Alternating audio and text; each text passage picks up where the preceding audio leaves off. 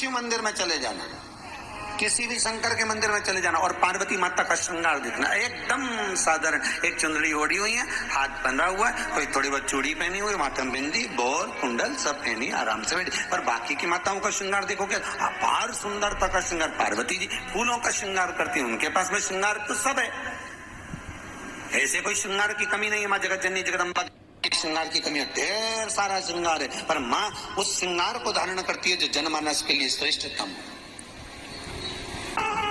माँ श्रृंगार वो करती है जो जनमानस के लिए श्रेष्ठ हो। 9 दिन में एक दिन अगर घर में ज्यादा बीमारी फैल रही हो, कोई ना कोई बीमार पड़ रहा हो, तो 1 लोटा पानी सुबह स्नान कर कर घर के चारों तरफ घुमाकर नीम के पेड़ के नीचे नवरात्र में डाल देना। महाराज 3 या 4 दिन लगेंगे, आराम लगना चालू हो जाएगा, घर से रोग दूर हो जाएगा। शिव महापुराण की कथा कहती है, देवी भागवत कहती है कि माता का 9 दिवस तक स्थान नीम के पेड़ के नीचे रहता है। इसलिए आज भी दक्षिण दिशा में देवी की मूर्ति नहीं बिठाते, नीम के पेड़ को साड़ी पहनाते हैं, नीम के पेड़ का ही मांग भरकर मंगलसूत्र पहनाकर नीम के पेड़ का ही श्रृंगार होता है और नीम के पेड़ की ही पूजन होती है। दक्षिण दिशा में माता की मूर्ति विराजमान नहीं करते नवरात्र में नीम के वृक्ष की पूजन करते, क्योंकि देवी भागवत में स्पष्ट कहा गया, नवरात्रि तक मां जगत जननी जगदम्बा 64 योगिनियों के साथ में नीम में विराजमान हो जाती। 64 योगिनी।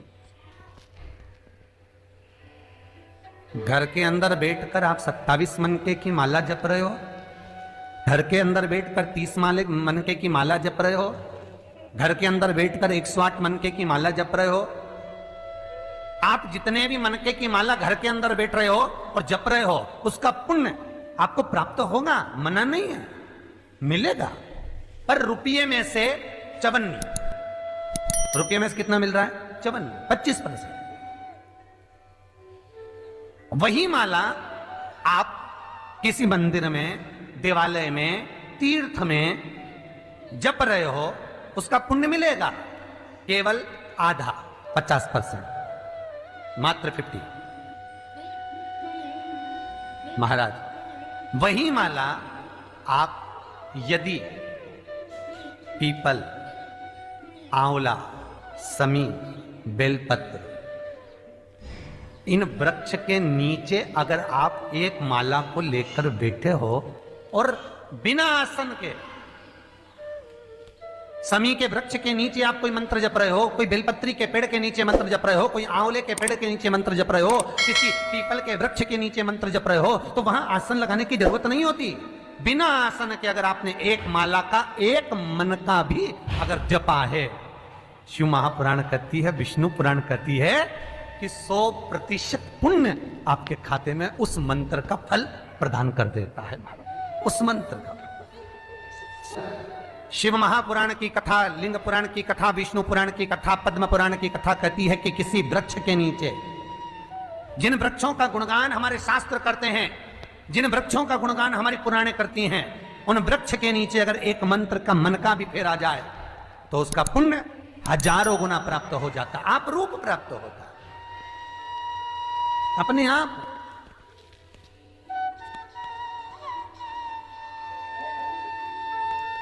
आप जिस पुण्य को करना चाहते, मेरा बहुत निवेदन है महाराज, बहुत प्रयास करा करो, प्रयास करना। अगर हाथ के मनके की माला भी नहीं हो और किसी पीपल के पेड़ के नीचे 15 मिनट बैठने का मौका मिल गया, आंवले के वृक्ष के नीचे 5 मिनट बैठने का मौका मिल गया, किसी आंवले के वृक्ष के नीचे आप 5 मिनट बैठे हो, ओम नमो नारायण का मंत्र का स्मरण कर लो, ओम नमो भगवते वासुदेवाय का जाप कर लो, बस उसका फल 4 गुना, हजारों गुना प्राप्त हो जाता है।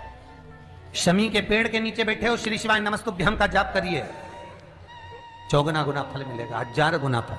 बेलपत्री के पेड़ के नीचे गए हो, ओम नमः शिवाय ओम का जाप करिए, फल मिलेगा। उस फल को हमें पाना है।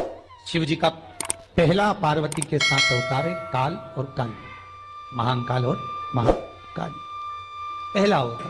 और द्वार पर चप्पल पड़ी होने के कारणवश वो लौट कर चली जाती है। बहुत ध्यान दीजिएगा हमारा, थोड़ा सा आपको बुरा लगेगा, लग जाए, और शिव पुराण है, जीवन संवार देगी तो अच्छी बात है,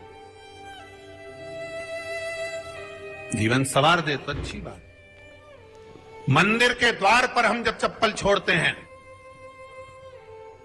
जिस मंदिर की चौखट पर चप्पल छोड़ी है, आप जितनी देर आराधना में लगे रहते हैं उतनी देर तक आपकी चप्पल पर जितने लोग लांग कर जाते हैं, जितने लोग लांग कर प्रवेश करते हैं, उसका भी दुख आपके भाग्य में आता चले जाता है। ध्यान दीजिएगा जरा, चप्पल का भविष्य पुराण में पढ़िएगा कभी कि पादुका का महत्व क्या है, पादुका किस ओर उतारना चाहिए, पादुका को कहां रखना चाहिए। स्कंद पुराण कहती है जिस व्यक्ति पर कर्जा बहुत ज्यादा मात्रा में हो जाता है और कर्जा चूकता नहीं है, आप बहुत प्रयास कर लिए, करोड़ों रुपए का कर्जा हो गया, यहां से लिया वहां दिया, वहां से उठाया वहां दिया, वहां से उठाया वहां दिया, तो निवेदन है कभी मौका लगे कर्जा मुक्ति के लिए सारे वृक्षों में अगर कोई श्रेष्ठ वृक्ष माना गया है तो वो बट का वृक्ष माना गया महाराज। इसलिए प्रशासनिक कार्य के लिए, मानसिक टेंशन में, परेशानियों में बटकेश्वर महादेव का स्मरण किया जाए।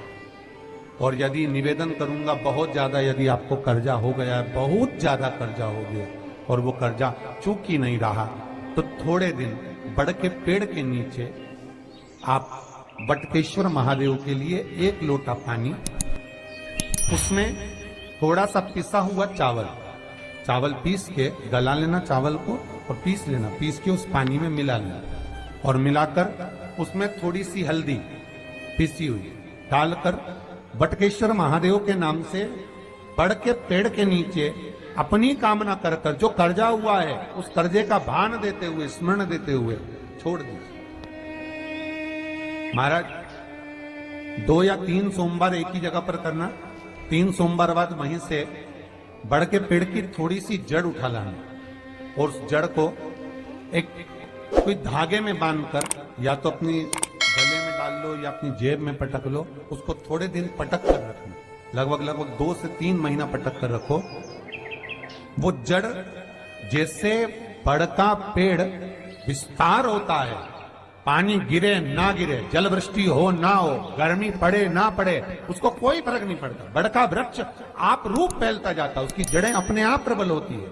उसी तरह ये बटकेश्वर महादेव कहीं से भी अगर जड़ आपके पास में रखी है 1 महीना, 2 महीना, 3 महीना तक, तो ये जड़ अपने आप लक्ष्मी को पकड़कर खींच कर लाती है और कर्जे से मुक्त कर देती है। बटकेश्वर महादेव का स्मरण सुख का देना हो। बेलपत्री का वृक्ष किसका प्रतीक है? पार्वती का।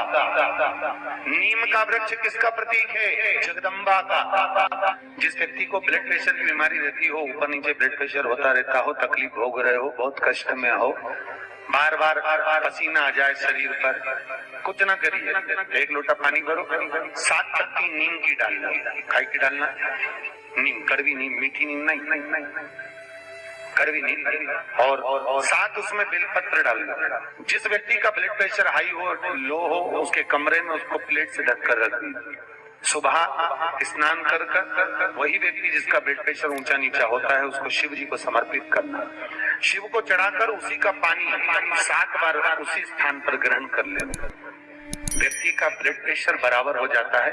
मात्र लगभग अगर सोमवार कर रहे हो तो 11 सोमवार करो, प्रतिदिन नियम से कर रहे हो तो 15 दिन कर लो, उसमें बराबर। फिर कभी जिंदगी में ब्लड प्रेशर की बीमारी चली ही जाती है। कोई बरसाती मेंढक मत बनना रे, बरसात आती है तो मेंढक बहुत सारे इकट्ठे हो जाते हैं, टर करते हैं।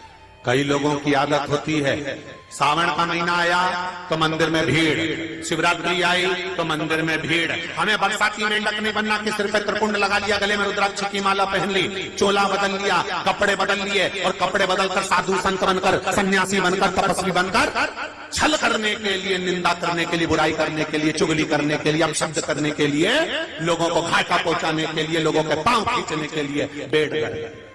ये नहीं बनना हमको, हमें बरसाती मेंढक नहीं बनना। भगवान की कथा कहती है शिव को पाने के लिए कपड़े बदलने की जरूरत नहीं पड़ती, शंकर को पाने के लिए कलेजा बदला जाता है और शिव सांस लिया जाता है।